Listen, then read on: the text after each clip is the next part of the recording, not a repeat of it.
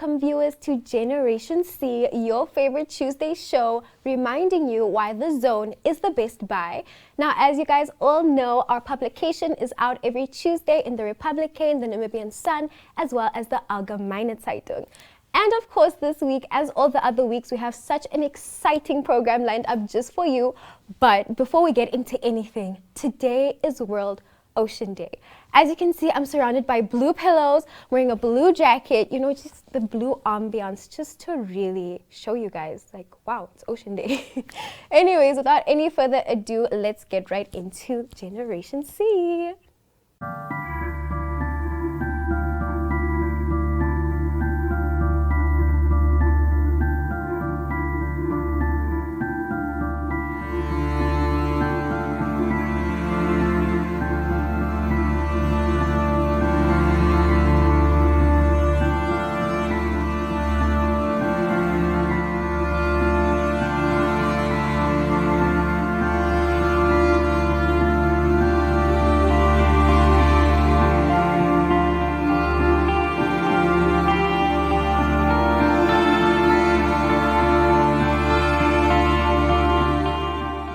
Back to Generation C, and it's time for us to go through our weekly publication that is none other than The Zone. You guys already know this is where it's at.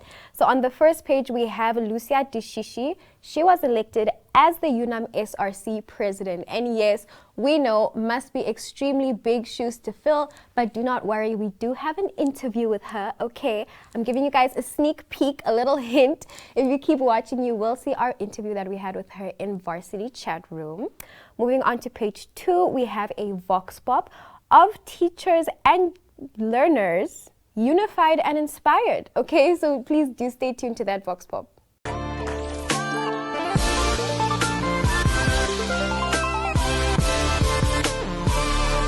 My name is Jemima Ndebele, representative of Delta Secondary School. I do believe that it is important to maintain the balance between traditional and new media, because we do need to cater for every single person in the country, and unfortunately the older generation is part of that, and they struggle with taking in the new media due to the technology. So I do think that we should then still stick to traditional media, but still, you know, advance our new media, because traditional media is quite expensive. So if we could just then advance, focus more on new media, and then still just cater for the older generation, we will then reach the point of a balance between the two. Thank you. My name is Wamba Bakera. I'm from Educate Academy, and my opinion on the traditional media is, I think that it's gone us a long way. I think it's been well, but the world is constantly evolving. So I think they should also give a chance to the social media, the new media, to come in. So I feel there should be a good balance between those two. Good morning guys, my name is Petrina Joas. I'm a grade 12 student at Windhoek Technical High School. I do feel that there should be a balance between traditional media and of course the new media, because in terms of access, because not everyone has access to data, Wi-Fi or any type of internet. So we need to provide news to the people that don't have what they have, like in terms of social media, internet, as I said before. So we need to have the traditional media where they read hardcover newspapers for the ones that do not have access to the other parts of the new social media. So there should be a balance between that. Very good morning to you all.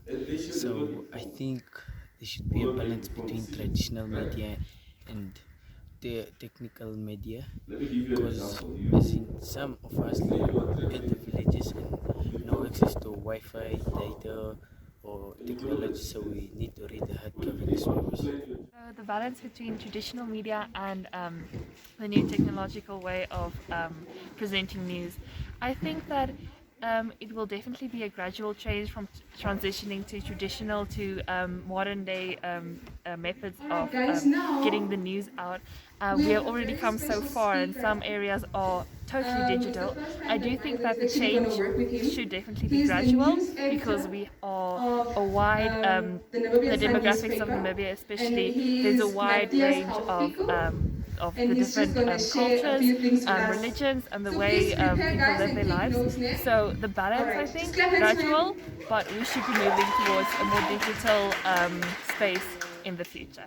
Prof. Gottlieb. I'm from Academia Secondary School and I'm in grade 11. The balance between traditional media and new media, I think there should still be a balance because for traditional media there's still older people that enjoy reading hardprint, and there are some kids or teenagers that enjoy reading a hardprint book as the Harry Potter and Vampire Diaries books still go on. But for new media, I think it's also good because more kids and teenagers usually go online, and it's actually a better way of getting informed for things. So I think there should be a good balance between the two.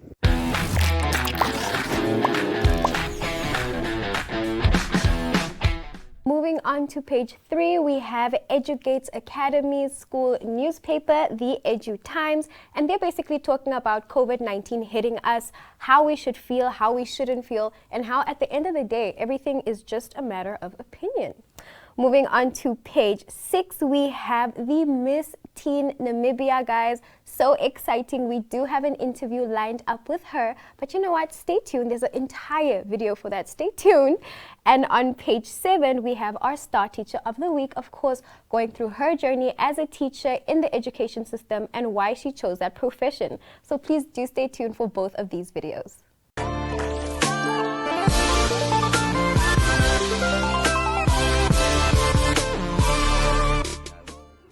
Hallo almal, ek is Dianeide Lange, ek is 23 jaar oud en onderwyseres by Roots Gymnasium. Ek gee Afrikaans, Engels en wiskunde vir graad 4 tot 7. Ek het onderwys gekies omdat daar op skool ook vakke en onderwysers was wat 'n invloed op in my lewe gehad het en wat my verryk het en vir my lewenslesse geleer het. En so wil ek ook graag 'n invloed hê op elke leerder se toekoms en vir hulle help groot droom en lief raak vir wiskunde veral. En ja.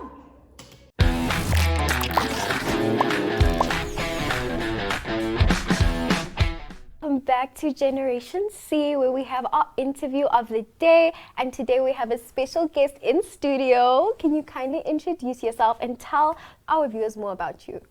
So I'm Alexis Swart and I am your Miss TEEN 2021. Wow. As she said, she is Miss TEEN 2021, guys. Such big shoes to fill. How do you feel like? Like you are really our representing teen of the entire country. It still feels surreal. I mean, it's still sinking in slowly. Yeah. But it feels really good to be able to represent such a huge title and responsibility. Wow. So, I'm sure we can all think about all the nerves that were probably flooding you. What was the number one feeling or emotion that you felt when you heard your name being called as Miss TEEN Namibia? Firstly, a lot of emotions. That's why, I mean, you see me crying in most of the shots. Just an overwhelming feeling of happiness and just, wow, I did that. Wow. Yeah. That's amazing. So we want to know, where are you from? Are you from Windhoek? Or where did you grow up? So I was born in South Africa, in Cape Town. I moved here pretty young, so you know I've been living here very, very long. Yeah, but I am actually mixed race. I am Turkish and my mom is Namibian South African. So, yeah. Wow, she must be very proud. Her daughter is out here representing. Speaking of your parents, what were their feelings? How did they feel like when they saw their daughter on the big screen? As you guys can see right here. My mom, well, she doesn't really know much about pageants, but she's been a huge support. And I asked her that question actually last night, like, how do you feel with me representing this? And she said, as long as I remain humble and positive, and yeah, she's very proud of me. Very supportive. That's lovely to hear.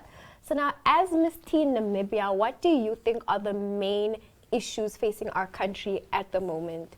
Well, for one, I can really say the most obvious one, probably the pandemic. You know, work opportunities has been scarce. You know, education, it's had a huge impact on education. And I just feel that's the main thing that we are dealing with right now and currently trying to tackle, you know, just trying to deal with that, the pandemic. So, talking about pageants again, we understand this was your second time trying out Miss TEEN Namibia. So what is the thing that brought you back? What was like telling you, you know what, I need to go back, I need to do this again? Yeah, so for one, I am way more confident than when I first entered. I mean, I was 15 years old. I did it for fun. I did it to gain a little bit more confidence. So I would say the biggest thing is confidence. Because, I mean, I was a very insecure teenager, and the reason why I entered the first time is because I wanted it to boost my confidence. And so not making it in 2017, you know, it wasn't really much of a bummer because I had fun. Yeah. But I came out with a lot of confidence after that.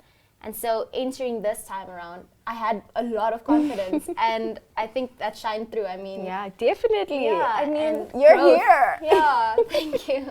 Second time's a charm. Yeah. So now we want to know, what do you think are the main qualities that one needs to fill up your shoes? Like you mentioned confidence. What else would you think are the main characteristics one needs to have to get into the pageantry industry and make it far? Yeah, I think the biggest thing is just being your authentic self. It's very important because it's such a rewarding feeling knowing that you won, but you were just being yourself. Exactly. Yeah, and I think that having a winning attitude and a positive mindset, because if you're constantly negative or you're thinking negatively, you're gonna impact the people around you. So I think just be positive and try and stay humble. Beautiful words indeed. I don't know about you guys, but I am feeling inspired. Now, to conclude this interview, what would you say is one thing you'd like to say to that little girl or that teenager out there that's like, I really want to be Miss Teen? Well, I think for one, just go for it. You'll never know unless you try, and you know, at least you can say at the end of the day, I tried. And then I would also really say that you should try and be a positive influence, but not to be the influencer that influences negatively. Wow. Did you guys hear that? I know I did. Anyways, that was Miss Alexis Swart, Miss TEEN Namibia 2021. Thank you for joining us. Thank you so much for having me. I appreciate it. It's definitely been fun, and I'm sure that not only me, but the rest of the girls learned so much from this interview today, and we loved having you. Thank We you. will catch you right after this.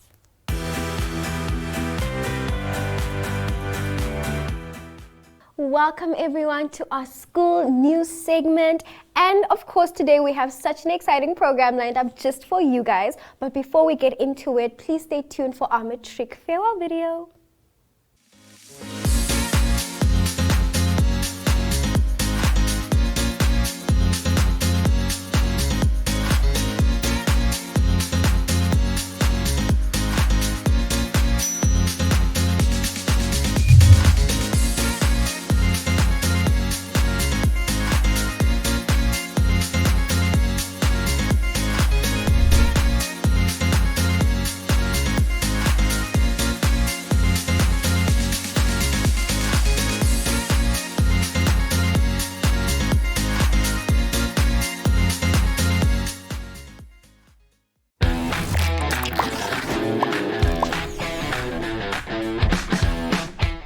We are back, and as all of you guys know, that in our school news segment, we bring you all things school-related news from all parts of the country. And on that note, we have a special video from the Dane School, okay, about their rugby team. So just stay tuned to see that.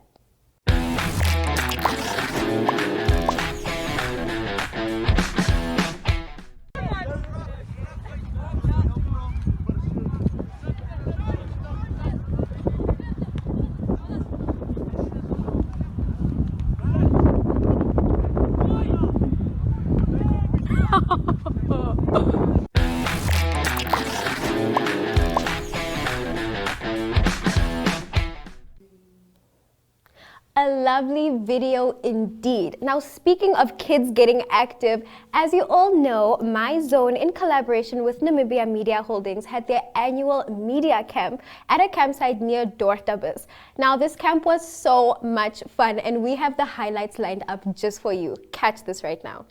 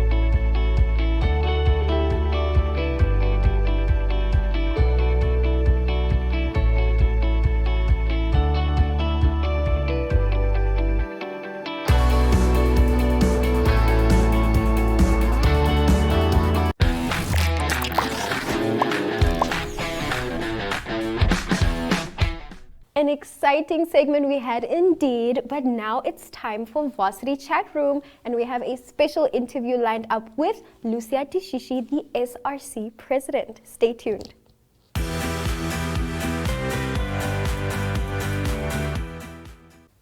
Welcome back, viewers. We are just coming from school news, and although it was a very exciting segment, it is time for Varsity Chat Room. And as you can see, I'm joined by a special guest. Can you kindly introduce yourself and tell us more about you? Thank you. Hi everybody, my name is Lucia Ndishishi and I'm the newly elected SRC president of the University of Namibia of all 12 campuses. I am 23 years old and I'm currently in my third year of law. Wow. Okay guys, I just had to hold myself back for a second. Those are such big shoes to fill. Like, if you would look at yourself 5 years back, would you ever have possibly imagined you'd be where you are today? To be honest, I am a planner. At the same time, of course, yes and no. I would say yes and no because I do like to plan things out and I'm very intentional with the things that I do. So I like to prepare and grow into what I essentially want to do in terms of long-term goals. So I took up a lot of roles, especially in varsity, in leadership, that have essentially led me to this role now. Wow. Okay. So I don't know about you guys, but I am very interested to know. Tell us how your journey was. What are the roles that you went through? You know, what were the qualities that you needed to be where you are today? So in the context of UNAM, I actually graduated in paralegal studies. Wow. So in those 2 years, I was looking at the atmosphere, the structures put in place, the roles, because I gravitate towards the work and the effort that is put into operations that affect masses. So I started off in a society. I was in the UNAM Law Students Council. I was the Secretary for Academic Affairs. Then I moved up and then I was the Vice President. And in that same year, I became the SRC Secretary for External Affairs. That was now last year. And then halfway through the year, I became the Acting Secretary General.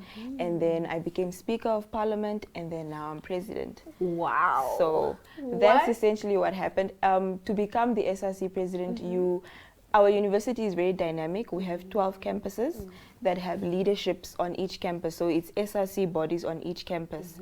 So you have to be an executive to run at Congress, and then it's only the executives that vote for you. So I had to be elected by each of the 12 campuses to serve on their behalf or to represent them.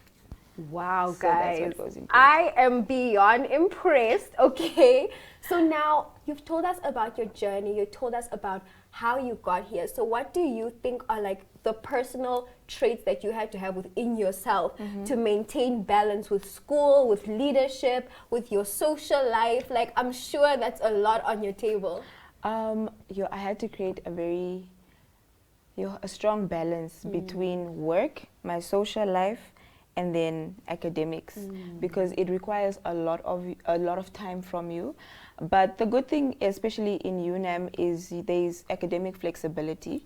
So there was that. In terms of academics, I had to really surround myself with a very strong support system, especially with my friends and my classmates. So it takes time and planning. I'm still working on time because sometimes I get very invested in the leadership stuff and then I neglect academics. But like I said, my support system, they always keep me on track. So that's how I cope. Amazing. Wow, guys, I am blown away. Like, you are really doing the absolute most. I'm trying. Okay, so now I want to know more in a varsity point of view. I'm sure like your mental health is really stretched. How do you keep yourself sane? How are you like, okay, I'm going to do this, I'm going to do that without falling apart? Because that's a lot on your shoulders. My surroundings, my support system, and I like to look into what am I actually prioritizing, and at the same time, is it also benefiting me? Because sometimes as student leaders, you also forget that you are a student to begin with. So I take time off sometimes without neglecting what needs to be done. So like I said, planning. But I also do like to take care of myself. I like to relax sometimes with my friends, do some self-love, travel a bit, go to the spa, just take care of myself. And I also I work with really good people, and I also try and give out that same energy to get it back, so it helps with the mental health aspect as well. Wow, that is amazing. So now we're coming to the end of this interview, but now a lot of university students struggle to find their passion, right? They struggle to find essentially what do I want to do with my life? And you seem to have it all figured out. So what were the guiding lines that showed you, okay, this is something I'm interested in, let me look more into this, you know, what were the guiding lines that led you to find your purpose and find your passion? In terms of leadership? Yes. Firstly, I saw, okay, this is something I might want to do as a long-term goal. And then I like to consult and I like to do my homework to really understand, because I don't want to go into something and I'm not prepared or I'm not doing it well. So that's why I like to grow into things. So number one, I surrounded myself with like-minded people and other SRCs at the time. So I would be around them, I would ask them questions, look into that, and then I also invested in myself.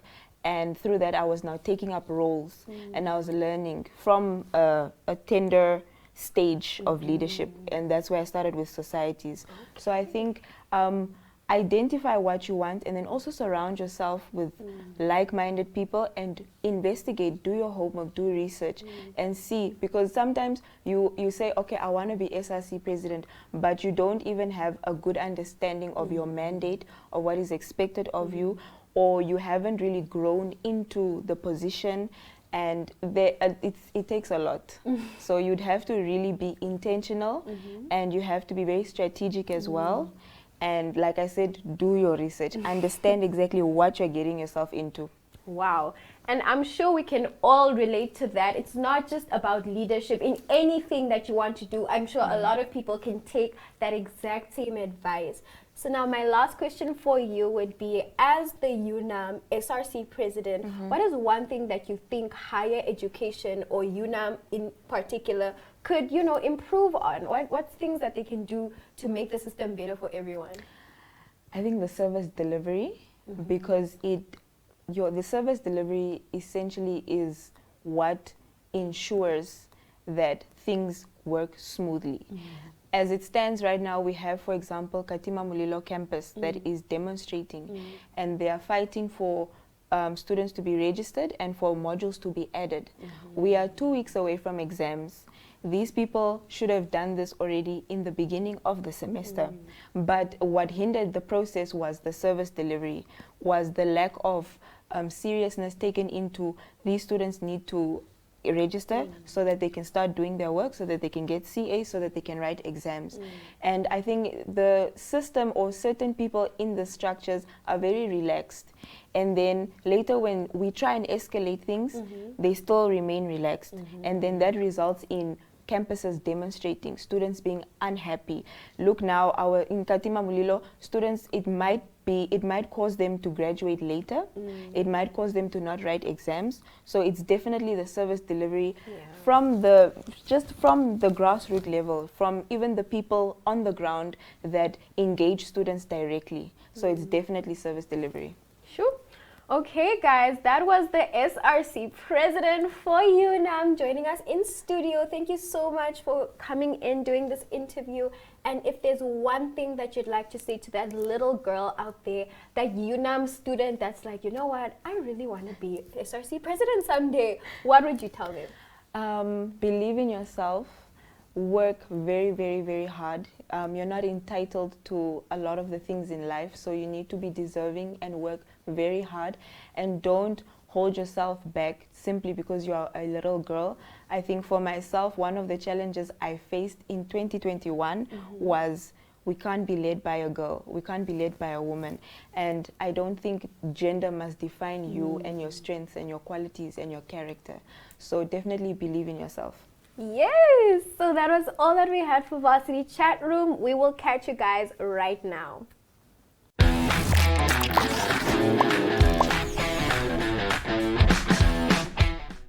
And we have come to the end of our Generation C show, but please do catch us next week. To all of the people that attended the media camp, a big shout out to you. We had so much fun, and you know what? Comment down below if you were there and your highlight of the trip. But of course, you guys can always send through your content. This show is just for you. If you have any school news shows that you want us to air, then do contact wetumwene at myzone.com.na. If you have any varsity news, contact Madeline at myzone.com.na. And if you have any general Generation C news that you want us to feature, contact Hinawarwe at myzone.com.na. And from me here, Puku, it is adios.